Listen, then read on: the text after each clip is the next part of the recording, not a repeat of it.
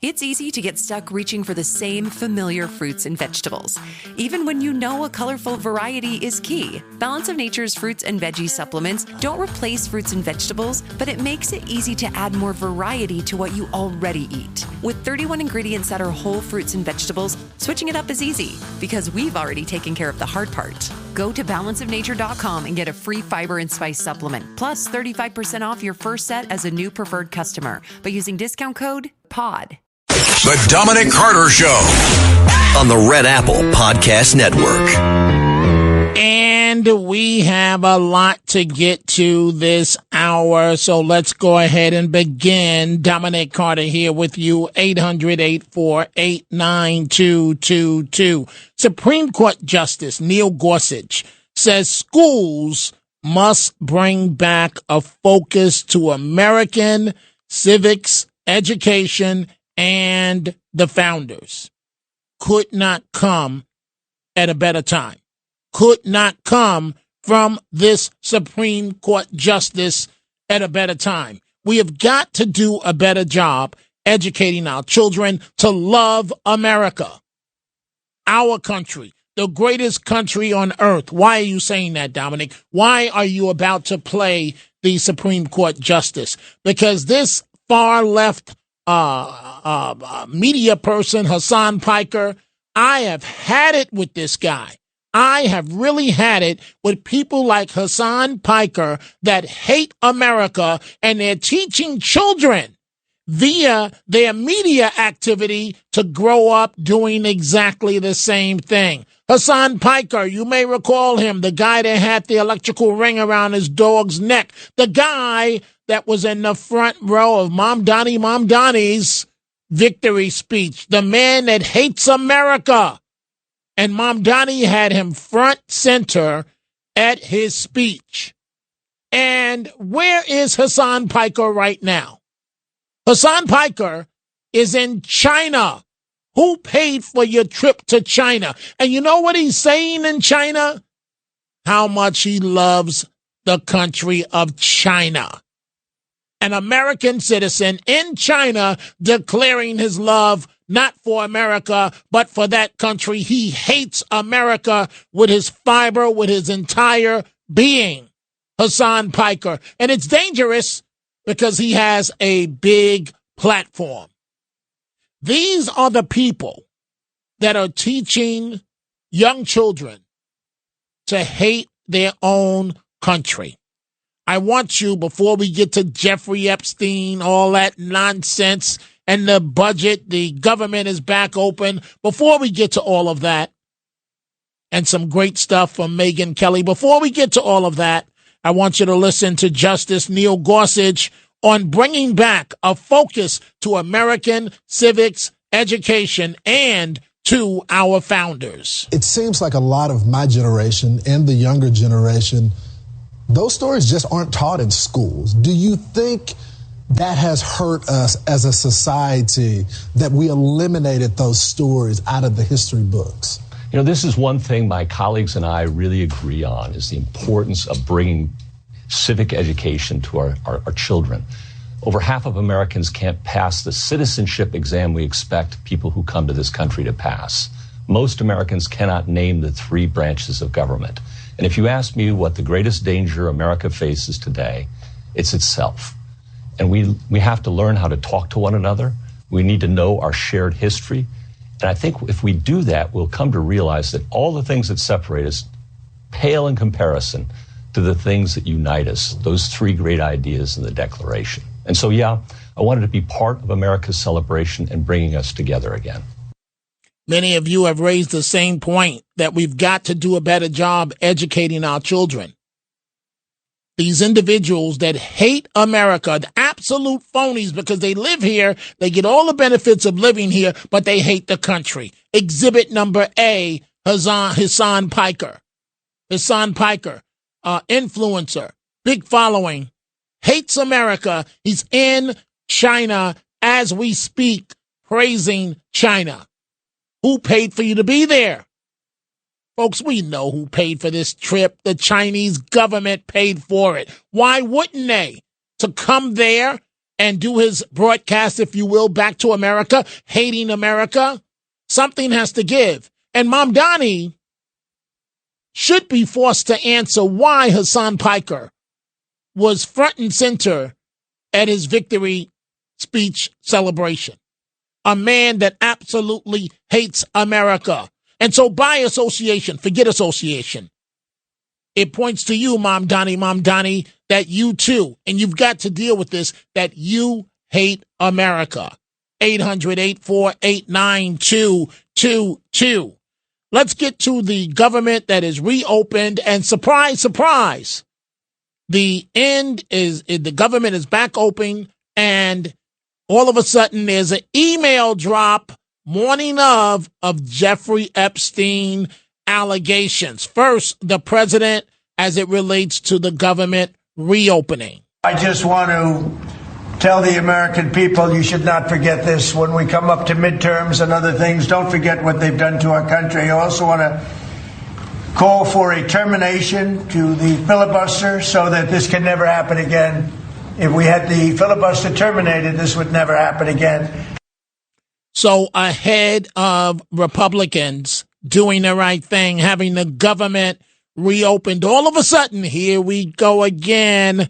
Jeffrey Epstein files, allegations. And it's all a smokescreen, a big smokescreen to try and trip up, to try and catch President Trump. That's all this is about. Listen to White House Press Secretary Carolyn Leavitt. Now they're talking about it all of a sudden because President Trump is in the Oval Office. But when Joe Biden was sitting in there, the Democrats never brought this up. This wasn't an issue that they cared about because they actually don't care about the victims in these cases. They care about trying to score political points against President Trump, as we have, of course, seen with this government shutdown. And this entire thing, again, it's not a coincidence to the American people at home. There are no coincidences in Washington, D.C. And it is not a coincidence that the Democrats leaked these emails to the fake news this morning ahead of Republicans reopening the government. This is another distraction campaign by the Democrat and the liberal media, and it's why I'm being asked questions about Epstein instead of the government reopening because of Republicans and President Trump. It's called changing the narrative. That's what it's called. And unfortunately, it's worked in this case. Nobody wants to talk about the government shutdown being over. The story is Jeffrey Epstein. Where there's smoke is there fire as it relates to President Trump. It's all ridiculous. Even Stephen A. Smith of ESPN is declaring that Dems are only interested in this for all the wrong reasons. Ladies and gentlemen, keep in mind that the Epstein files were in existence and free to have been opened during the Biden administration. You were there for 4 years. How come you didn't open it as a Democratic Party then? What am I missing? I'm not saying I know. It's a legitimate question. Maybe I don't remember the answer. Maybe my extraordinary producers should be able to help me during the commercial break. But from my understanding, the same files that were open or being open now with the 220 pages of documents or whatever it is, with various emails, that could have been done when Biden was in office. Well, why didn't you do it? If it's so important now. What were the Democrats doing at that particular moment in time? See, this is the kind of stuff that smells. Because my attitude is just deducing how much they despise Trump is if there was some real bona fide dirt on him, since you went after him with the 34 felony convictions, which essentially was deduced to him paying hush money to Stormy Daniels, a porn star, just so she wouldn't reveal their happenings with one another, leading up to the election in 2016. Okay?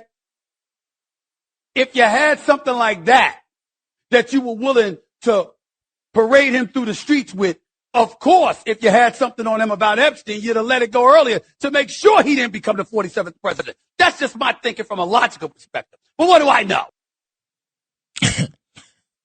And the bottom line is the establishment and the media, they want Trump so badly that they were willing to take Stormy Daniels, a porn star, and try to flip her into a nun to give her credibility to go after Trump. When you can just download at the snap of a finger any porn film you want, starring, guess who? Stormy Daniels doing all types of freaky things on tape. Dominic Carter here with you, 800-848-9222. Josh, New Jersey, line 5. What's on your mind, Josh? Hey, Dominic, thanks for taking my call. So I definitely agree with you about civics education in the country. The challenge that I think we're going to face is that we're facing historic lows of trust in institutions. I don't think it can come from the government. I think we need to see like a grassroots uprising of teaching American history and American civics. But how do you do that if you can't get into the school system? You're not going to reach the masses. Well, I think you can. We're starting to do it. I think maybe social media, the Democrats, frankly, have probably won that game, that social media game. We might maybe have to, play that game with them and do a better job, is what I think anyway. I think there's other mediums now in our new age. It doesn't have to come through to schools. It can come through where the kids are spending their time outside of school. Hey, so Josh, before I let you go, help me out here. So I think it's utterly disgusting that Hassan Piker is in China praising China, denouncing America. He hates America. He says America deserved 9/11. The man even puts an electrical collar around his dog's neck. This guy is a monster. Why would Mom Donnie put him in the front row of his victory celebration? Listen, I don't know why Mamdani does that. Obviously, there's a lot of things that are questionable of some of these influencers and some of our elected officials, but we have to counter that too. We have to put people in the front row of our campaigns that are showing love for America, that love our country, that speak about everything that we've come from. I think we got to counter back to show, hey, we don't agree with that voice. We agree with what is our guiding principles and our North Star and what has bounded us together for 250 years, and show that instead of talking about everything else. That's just my 2 cents. We have to put true American patriots in the front row of every single event that happens across America. Well, your 2 cents, Josh, just sounded like $1 million to me in terms of the wonderful advice. Thank you for the great call. Let's go to line 1, Rebecca in Brooklyn, New York. Rebecca, what's on your mind? Yes. Good afternoon. I think our wonderful, quote unquote, next mayor won't be able to fulfill anything that he says. The only thing he's really, Rebecca? No. The only thing he'll be able to do is make Jewish people's lives miserable. I bet he's not going to allow the Israeli Day Parade, and for sure he's not going to make any kind of appearance there. Well, he can't stop it. He could try to stop it, but he'd end up in federal court. That would be the beginning of the end. But I just don't see. I cannot believe that we're talking about this guy as the mayor of New York, Rebecca. To be honest with you, I'm late for a break. I would love to continue to call Rebecca, but you made your solid point, and a number of people have raised the same issue. We see all of your calls coming in, 800-848-9222. If you're looking to create, grow, and sustain your wealth, download and subscribe to the Pain Points of Wealth podcast at BeBullish.com with Bob, Ryan, and Chris Payne. It's your podcast for market insights, money tips, and real talk on the economy. Download and subscribe at BeBullish.com. The Dominic Carter Show. Entertaining and informative on the Red Apple Podcast Network. And we are back, returning to your live telephone calls. Line 5, Wendy, Long Island. Wendy, what's going on? What's on your mind? Yeah, hey there. So I often see kids in the high school who don't stand for the Pledge of Allegiance. So I say one of the ways that we can instill love of country, and employers can help us with this, and that is to encourage kids to get involved in youth groups that focus on civic duty, volunteerism, love of countries, and those companies should look to hire kids that have those youth group experiences on their resume when they apply for a job. It's a great idea, but kids do the Pledge of Allegiance still in school? Well, they play it straight up and through high school, but many kids in the high schools that I'm in do not stand. So are you a teacher, Wendy? Or you work in schools? Yes, I work in the schools. Okay. I substitute teach, yeah. You know, Wendy, and I know a couple of people, thank God that the government shutdown is over, because I know a few people with PhDs that work for the federal government that had to go substitute teach while this was going on. But, help me out, Wendy, and you may not know the answer to this. When did it become cool to disrespect the Pledge of Allegiance? Where did these kids, I know rap music plays a big role in this, but when did this become cool? So, like, for example, a few years ago, I went to a football game in Atlanta. There's 3 of us there. And me and my other buddy, he's a police officer, we stood up. Our third friend thought it was cool for the national anthem to not stand up. And he was really proud as a peacock of this. When did this start, Wendy, in your opinion? I can't say for sure, maybe about 40 years ago, 35 years ago. But that you hit the nail on the head. They think it's cool to be disrespectful. So we need to turn it around so that it's cool to be respectful and to appreciate what you have, especially among the immigrant community. I mean, nothing's free. It's a gift from the people who live here to you in the hopes that you'll take it and do something good with it. Wendy, thank you for the great call. What I think is cool, frankly, folks, you don't want to honor this country. Your mama's welfare check is cut off. How about that? How about that? No food stamps. How about that? You don't want to honor America? Mommy gets no more welfare check. How about that? How about you slice them apples? Mommy can't live in subsidized housing for you because you're disrespecting America. That's why I can't go into politics. Because my press secretary would say to me, Mr. Mayor, you cannot say that. And what I just said to you is exactly what I would say, and I would try and find a way to carry out exactly that, and I'd be sued in federal court, and I'd say, okay, it's fine. We'll go to federal court. And I would say to Corporation Counsel, stall for the next year and a half before this gets before the judge. Let's go to line 2. Andre, I believe Andre in Tampa, Florida. What's on your mind?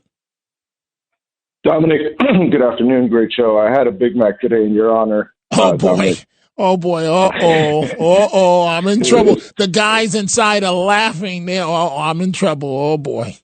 Was it good? Was it good? Was it good, though? It was fantastic. It was right? It hit that spot, right? I had to indulge, man. And you got to, I heard a conversation yesterday, and I had that or a fillet of fish. It's like I shouldn't say this, but sometimes it's like good sex. Anyway, go ahead. So, speaking on the topic of assimilation, I can understand. What I can't understand is folks coming over here and not, assimilating. Yes, maybe not everyone agrees with our country and their ways, so just go back. I mean, just go back, right? Right. Go back to where you feel so great at. Oh, no, you want it both ways. I want you to do me a favor. I had to short you your time because I got to toss to a break, so I want to hear from you in the future, and I hope you enjoyed that Big Mac. Ooh, we're coming right back.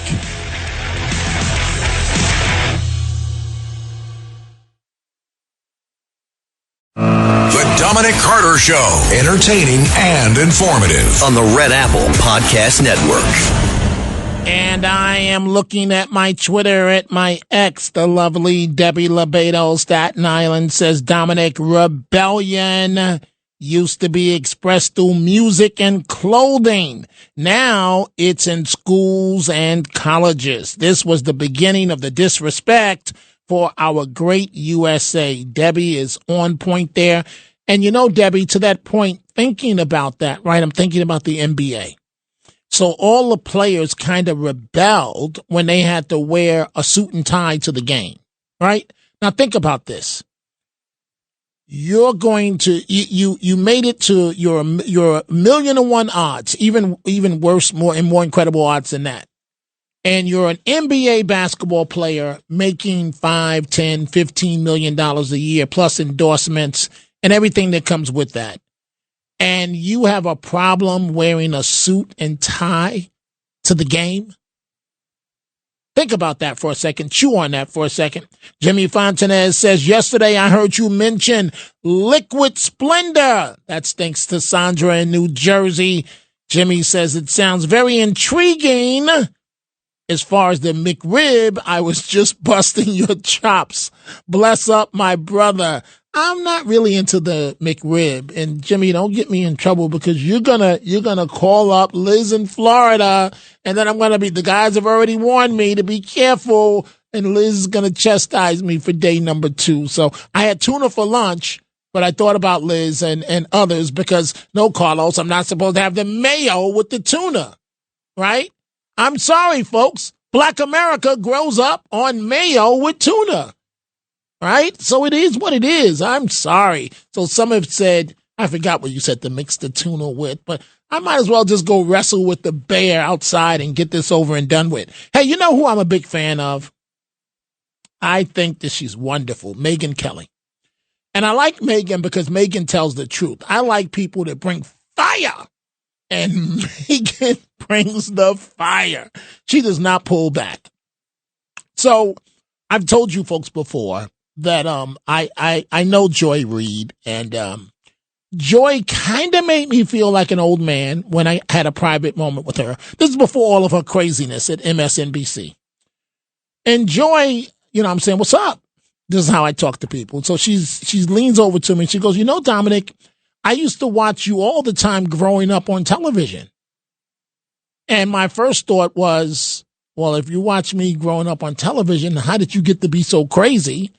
And 2, Joy, are you calling me an old man? I mean, that's how I feel sometimes when the younger ones on TV now, they tell me, Dominic, I watched you, you know, you're the man, blah, blah, blah, blah, blah, blah, blah, blah, blah. Anyway, she is, that is Megyn Kelly. She is tearing into Joy Reid.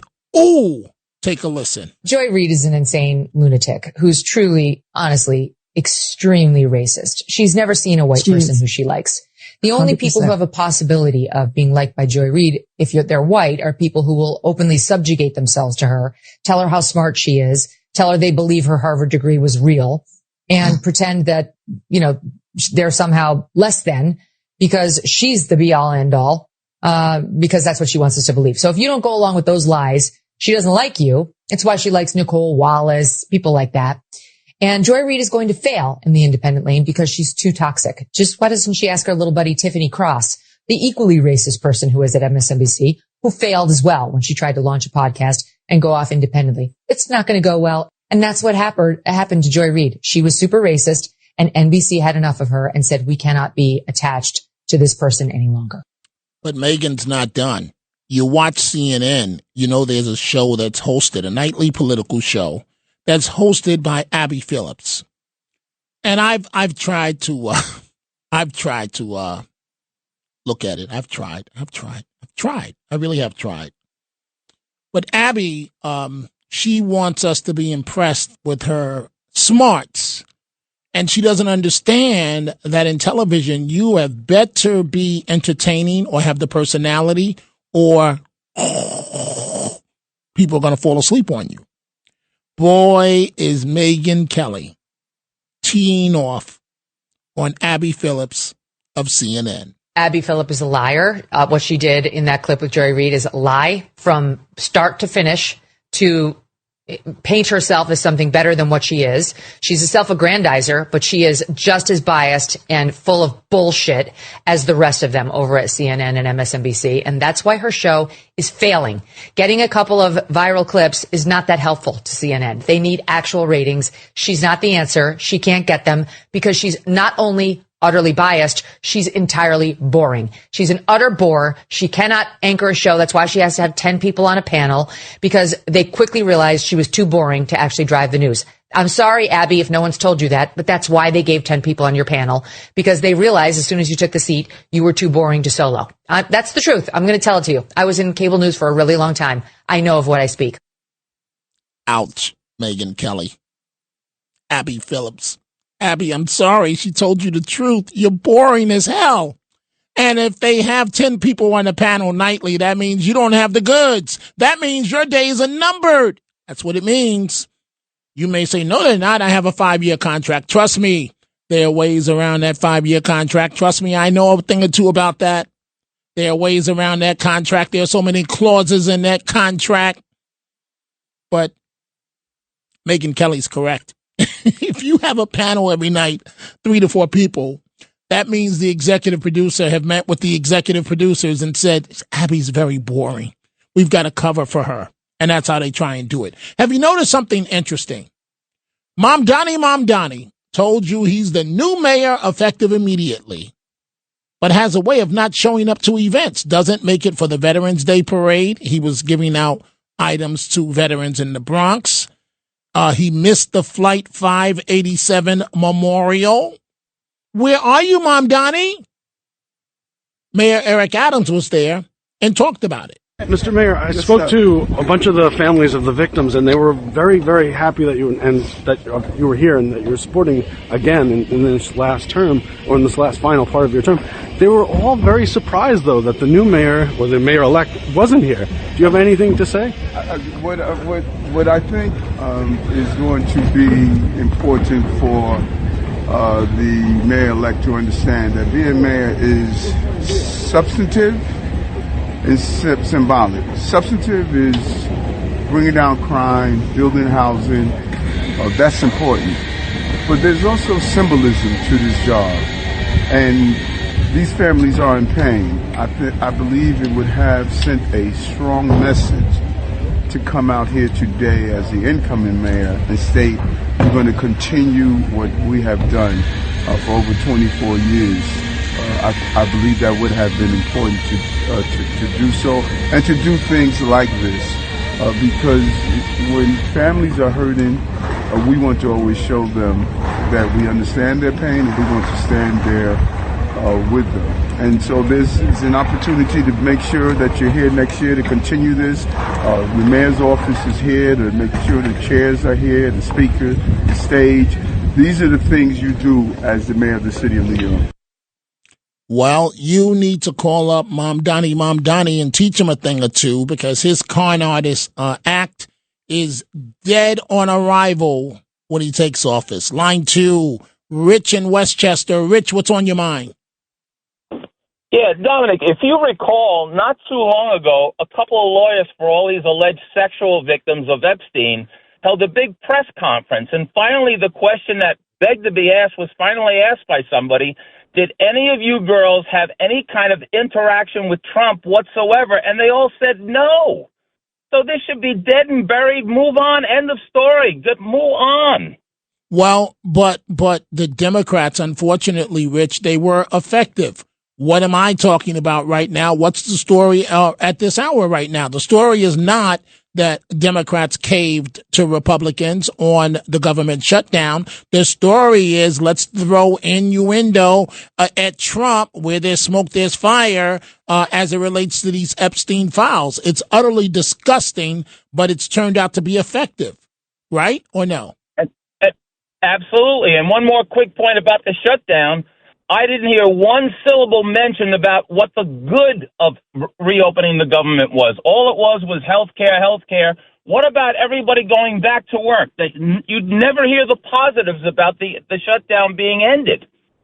Great point, Rich. Wonderful point. Thank you for the call. Let's go to Al, line 5 in Brooklyn. Al, what's on your mind? How you doing, Dominic? I just wanted to say that you were right about Sliwa.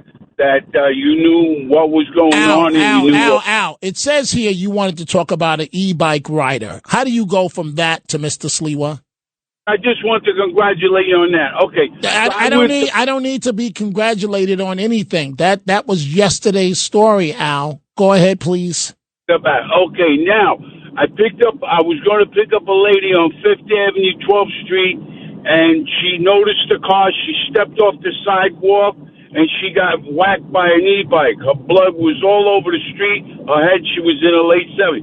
I want to know, does the city record all of these people that get hit by these e-bikes?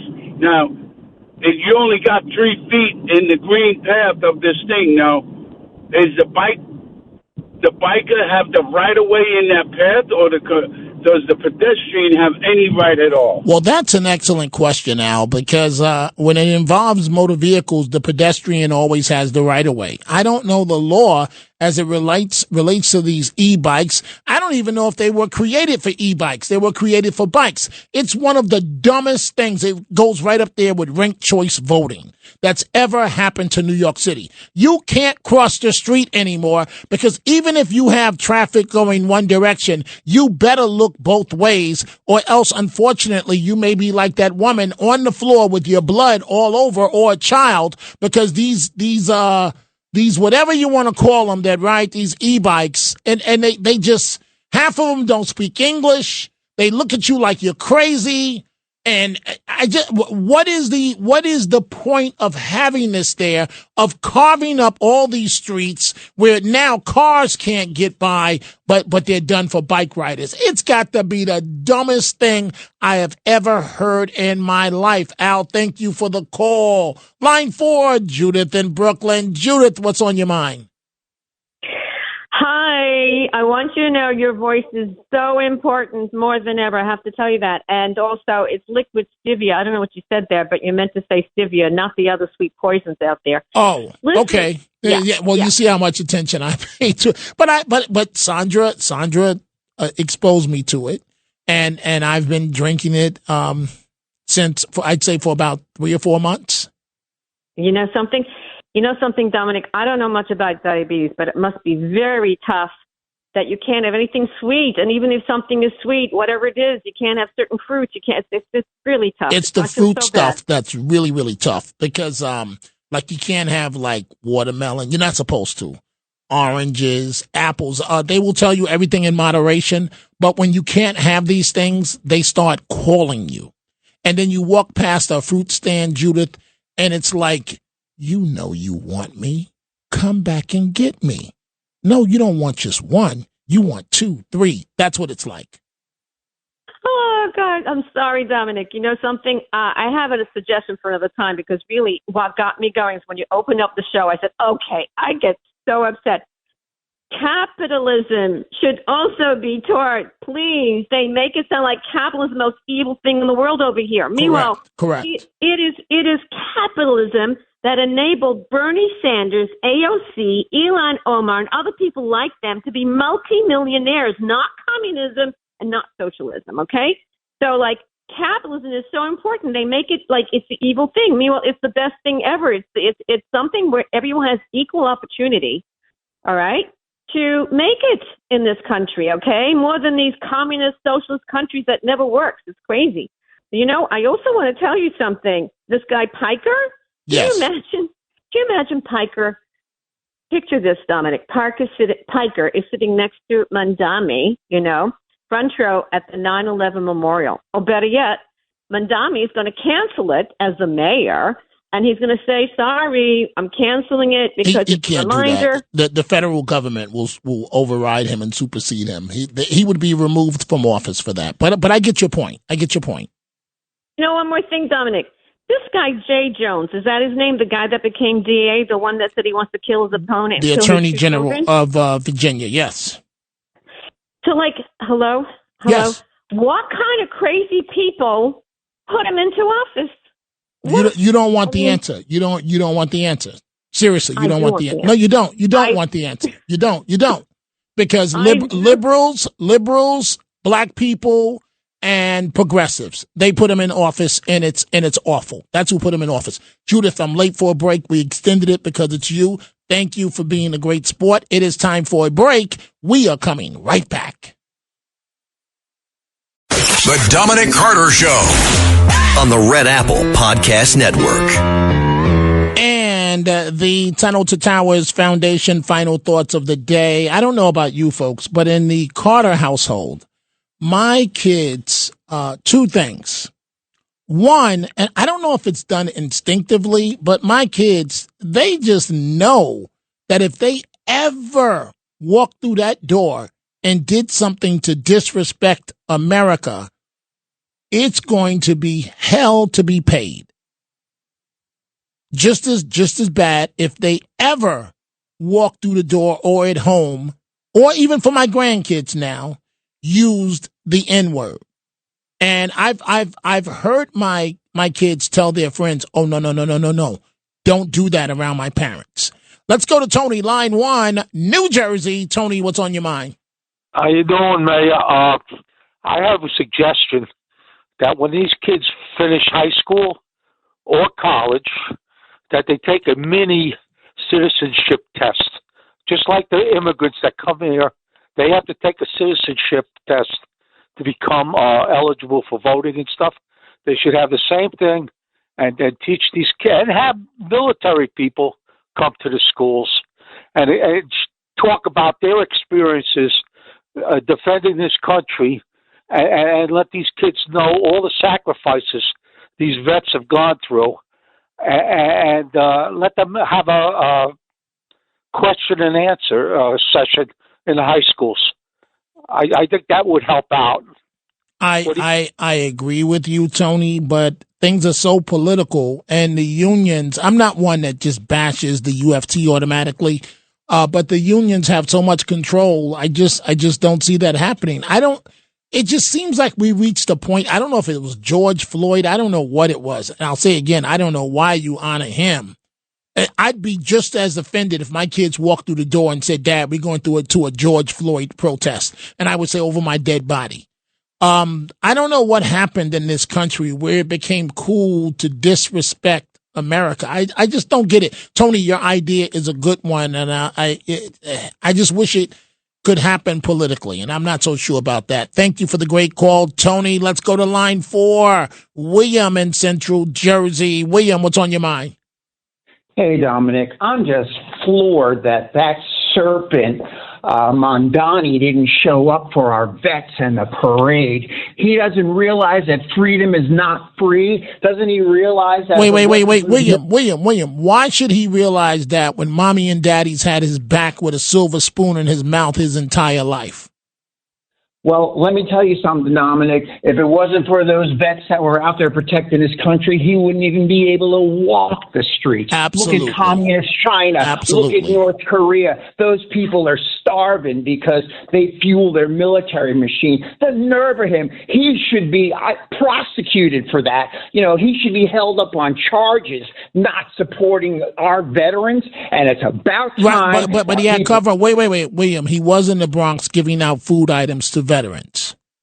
Oh, well, I don't care. He's front and center. He is like the captain of New York City. You're correct. Are out. This is a pristine event. We want to see you, and I think about my poor, veterans, my dad, my uncle. He was a vet that was on a ship in WW2 that took a hit from a kamikaze plane. Come on, man. And he was never the same after that. I hear he's never the same, William. I got to move on because I got to move to another call. We're running short on time. Thank you. Wonderful call. Cheryl, line 1, New Jersey. What's on your mind, Cheryl?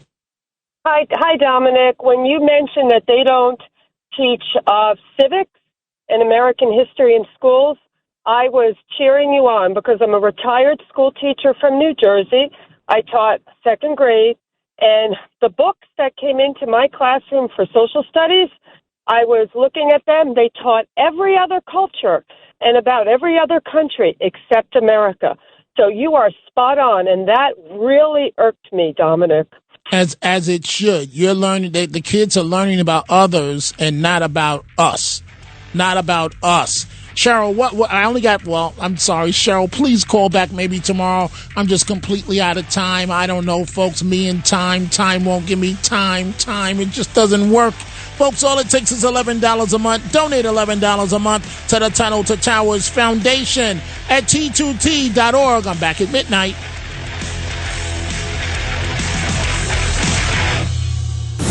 Thanks for listening to The Dominic Carter Show. You can hear The Dominic Carter Show weekdays at 3 p.m. and Monday through Thursday at midnight and Sunday starting at 11 p.m. on 77 WABC. If you like the podcast, share it with your friends and listen anytime at WABCRadio.com and download the WABC Radio app. Hit that subscribe button on all major podcast platforms. Plus, follow WABC on social on Instagram, TikTok, Facebook, and X. See you next time for a new episode so you never have to wonder, what the heck is going on here? If you're looking to create, grow, and sustain your wealth, download and subscribe to the Pain Points of Wealth podcast at BeBullish.com with Bob, Ryan, and Chris Payne. It's your podcast for market insights, money tips, and real talk on the economy. Download and subscribe at BeBullish.com.